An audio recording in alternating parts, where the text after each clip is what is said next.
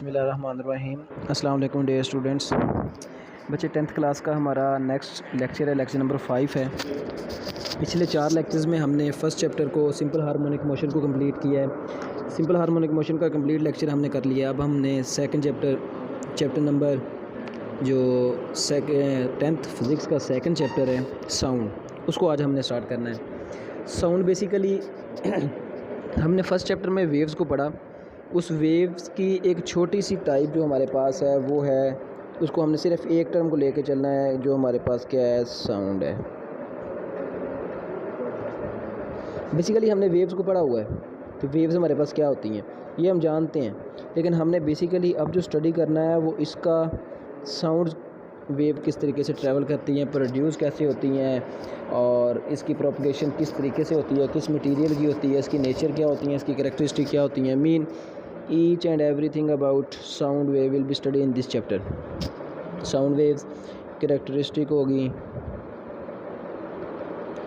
इसकी प्रोडक्शन होगी,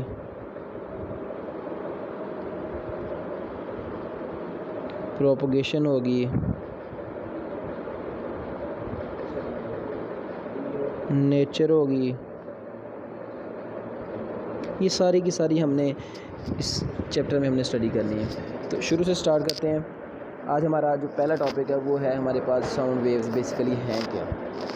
आप लोग रोज़मर्रा ज़िंदगी में देखते हैं कि आपके पास अगर सिंपल घर में कोई गिटार वगैरह पड़ी हुई है या कोई म्यूज़िकल इंस्ट्रूमेंट पड़ा हुआ है, ये कोई भी चीज़ ऐसी है जो मतलब कि नॉइज़ पैदा कर रही है या साउंड पैदा कर रही है, वो सारी की सारी आपके पास क्या है, साउंड वेव्स हैं। कैसे होती हैं कि लेट्स से आपके पास कोई भी ये आला है जो साउंड वेव प्रोड्यूस कर रहा है, तो ये साउंड ऐसे ग्रेटर होती हुई स्टार्ट हो जाएंगी। मीन कि यहाँ पे अगर इस तरह से मूव करेंगी तो ये इस तरह से मूव करेंगे। तो यहाँ पे अगर आपने अपना ईयर रखा हुआ है तो आपको ये इजीली सुनाई देंगी बनिस्बत इसके सामने बैठने से। ये आपके पास साउंड वेव्स की प्रोडक्शन होती है, किस तरीके से प्रोड्यूस होती हैं। इसकी चंद एक जो कैरेक्टरिस्टिक्स हैं जिनके अंदर प्रोडक्शन है और प्रोपगेशन है और इसकी नेचर है, उनको हम फर्दर स्टडी करते हैं कि हमारे पास क्या है। पहला हमारा जो टॉपिक है वो हमारे पास है sound is produced by vibrating body.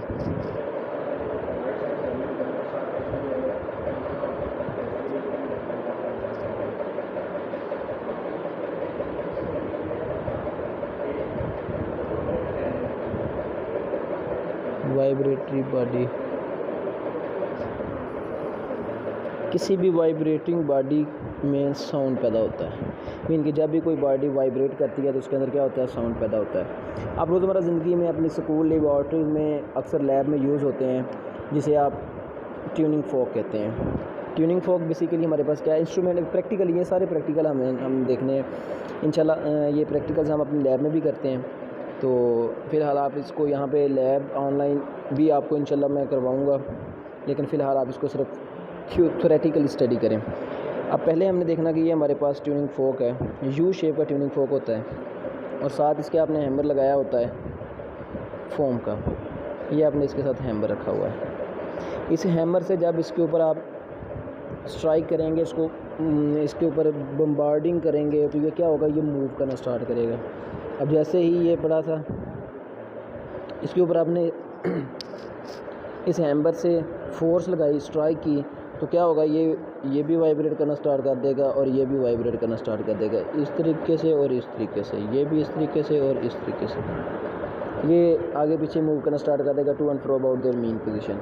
अब जैसे ही इसको मूव करेगा तो अगर आप इसको उठा के अपने कान पे लगाएं तो ये क्या करेगा, वाइब्रेट करेगा। अगर कान पे नहीं लगाना तो इसका सिंपली तरीका मैं आपको बताता हूँ कि आप किस तरीके से इसको चेक कर सकते हैं कि इसके अंदर साउंड प्रोड्यूस हुई है या नहीं हुई।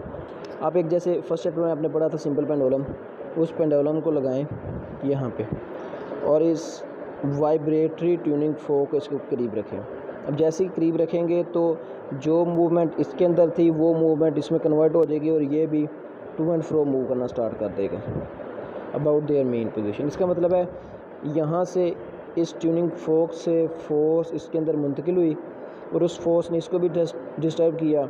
उस डिस्टर्बेंस हो तो क्या पैदा होती हैं, वेव्स पैदा होती हैं। तो ये डिस्टर्बेंस की वजह से टू एंड फ्रो मूवमेंट से वेव्स पैदा होना स्टार्ट हो गई। तो ये आपका एक छोटा सा टॉपिक था। ये जो आपकी बुक में दी गई है वो है एक्टिविटी नंबर 11.1। ये आपके पास इसमें एक्टिविटी दी गई है। उसके बाद आपके पास जो सेकंड इसकी टर्म है, सेकंड जो क्वेश्चन है वो है आपके पास sound required medium for its propagation. Required medium,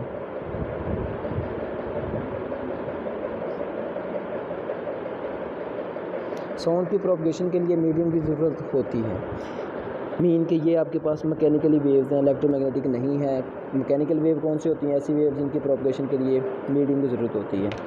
जैसे मैं बोल रहा हूँ तो आप लोग मेरा लेक्चर सुन रहे हैं, ऑनलाइन लेक्चर सुन रहे हैं, तो आप लोगों को ऑनलाइन लेक्चर सुनने के लिए नेट की ज़रूरत थी, हैंड फ्री की ज़रूरत थी, मोबाइल की ज़रूरत थी। ये सारे के सारे क्या हैं? ये सारे के सारे आपके पास मीडियम्स हैं। तो यही मीडियम को हमें स्टडी करना है कि ये मीडियम कैसे ज़रूरत होती हैं। एक इसका छोटा सा प्रैक्टिकल है। ये सारे मैंने आपको बताया कि एक्टिविटीज़ हैं जो प्रैक्टिकली हैं। इंशाल्लाह आपको ये ऑनलाइन भी मिलेंगे और इसको हम अपनी लैब में भी परफॉर्म करेंगे। एक हम बेल जार लगा लेते हैं।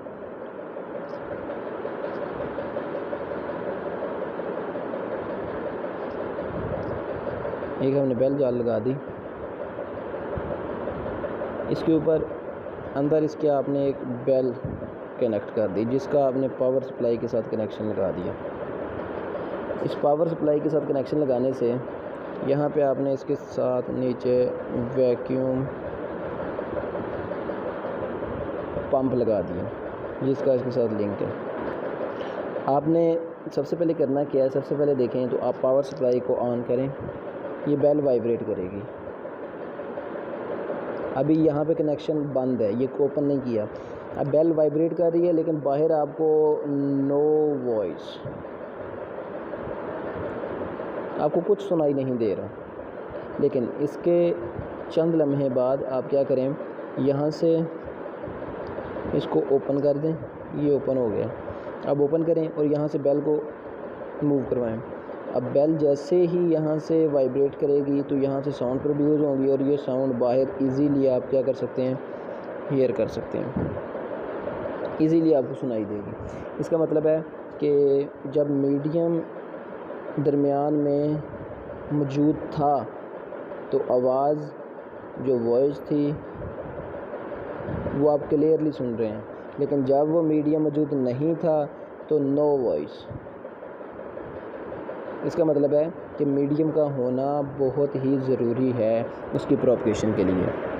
इसके लिए जो आपकी बुक में एक्टिविटी दी गई है वो आपके पास है एक्टिविटी नंबर 11.2।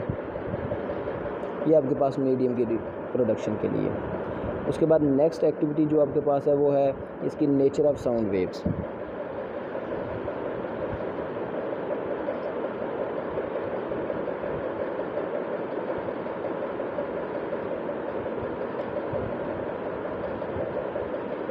साउंड वेव्स की नेचर कौन सी होती है? जो साउंड वेव्स होती हैं हमारे पास बेसिकली ये जो नेचुरली होती हैं ये होती हैं लॉन्गिट्यूडनल। आप जानते हैं फर्स्ट चैप्टर में आपने पढ़ा है कि लॉन्गिट्यूडनल कौन सी होती हैं? जो बैक एंड फोर्थ मूव करें अबाउट देयर मेन पोजीशन। अब इसके आगे पीछे मूव करेंगे तो ये कौन सी होती है? लॉन्गिट्यूडनल वेव्स होती हैं। जैसे आपने ट्यूनिंग फोक की एग्जांपल ली, ट्यूनिंग फोक को आप मूव करवाएं तो ये भी वाइब्रेट करता है, ये भी वाइब्रेट करता है। पहले ये सिंपल इस तरीके से चल रही हैं, अब ये वाइब्रेट करेंगी तो यहाँ पे बहुत करीब प्रोड्यूस होगी, सिंपल जा रही हैं। फिर यही वेव्स यहाँ पे आगे बहुत करीब होगी, फिर आगे सिंपल जा रही है। मीन पहले इसकी जो प्रोडक्शन थी वो यहाँ पे थी, फिर यहाँ पे आ गई, ये आ गई, फिर आगे जाएगी थोड़ी और आगे चली जाएगी। मीन कि ये इस तरीके को मूव कर रही हैं। तो ये जो बैक एंड फोर्थ मूव करती हैं वो कौन सी वेव्स होती हैं? वो हमारे पास लॉन्गिट्यूडनल वेव्स होती हैं। तो ये आपके पास इसकी करैक्टरिस्टिक थी। इसके बाद हमारे पास मेन करैक्टरिस्टिक्स ऑफ साउंड जो हैं वो डिफरेंट, बल्कि इससे पहले एक और मैं आपको चीज़ बता दूं। जो टेबल नंबर 11.1 दिया गया है उसके अंदर स्पीड दी गई है डिफरेंट मीडियम के अंदर। मीन के एक मीडियम दिए गए हैं और साथ स्पीड दी गई है, स्पीड ऑफ साउंड। जैसे मैं एग्जांपल देता हूँ, एयर है, स्टील है, आयरन है, निकल है, ब्रास है, एलुमिनियम है, वुड है, सी वाटर है, डिस्टिलेटेड वाटर है, हीलियम है, ऑक्सीजन है। मैंने डिफरेंट मीडियम्स दिए गए हैं और इनकी स्पीड दी गई है। ये आप लोगों ने तैयार करने हैं। टेबल नंबर 11.1 को देखें। इंशाल्लाह नेक्स्ट लेक्चर में हम इसकी मेन कैरेक्टरिस्टिक साउंड की जो लाउडनेस है, पिच है, क्वालिटी है और इंटेंसिटी है, उस पर इसको फर्दर कंटिन्यू करेंगे। आज का लेक्चर हमारा यहाँ तक ही था। इसको अच्छी तरीके से देखें। कहीं से भी प्रॉब्लम होती है तो आप रब्ता कर सकते हैं, कमेंट्स करके बता सकते हैं। और अगर आपको ये लेक्चर अच्छा लगे तो आप कमेंट्स करके बता दें। अदरवाइज़ कहीं से भी आपको कोई प्रॉब्लम लगती है कि इसको मज़ीद इम्प्रूव होना चाहिए तो आप वो भी बता सकते हैं। थैंक यू, जज़ाकल्लाह।